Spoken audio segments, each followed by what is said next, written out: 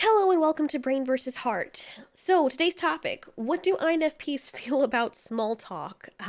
Personally, as an INFP, I hate small talk.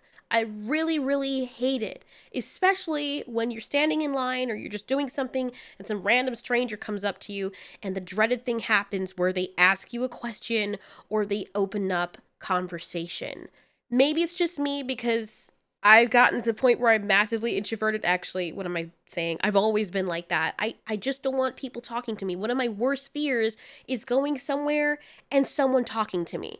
I don't know why I'm scared of it, but I hate it. Oh, the weather. They said it was going to snow today. You can't trust those news people. Then you have to pretend to be like them and say, yeah, right.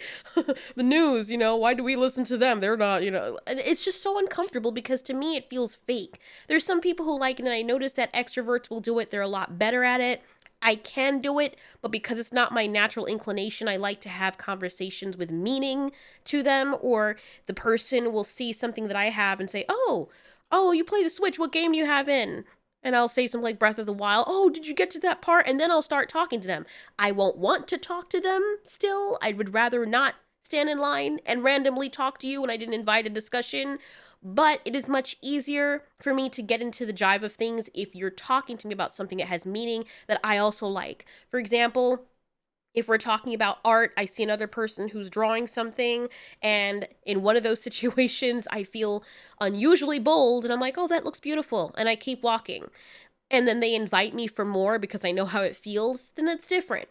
Usually, if INFPs start a conversation, it means that they're either into you or they're in the mood to socialize. But don't get it twisted. There are a lot of INFPs, actually the ones I've been around, and I know me personally, that when we start a conversation, it doesn't mean we want to sit there or stand there with you talking for a whole half an hour. Usually, the whole thing should be finished within a few minutes, and you'll see signs from us that we want to leave, like, yeah, and we stop responding as much, kind of face our bodies away from you. You can have those telltale signs, or we start to kind of walk away, or we start doing that nod thing with our head. We're like, like the life has left our eyes, and you can tell because our eyes light up when we're interested in something, and then they start to slowly lose their life when we no longer want to be in the conversation.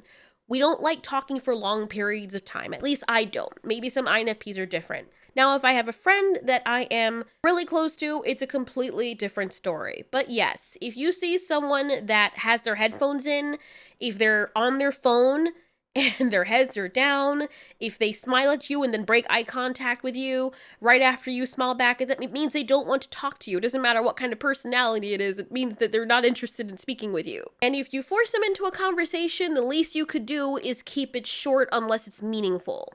Not to be offensive or anything, but I feel like small talk is something resigned for like old people when, life is a lot more chill and slow and they really don't have much to talk about because they've seen everything on the face of the earth. So they're just like, what's up, Jim? It's a hot one today, ain't it?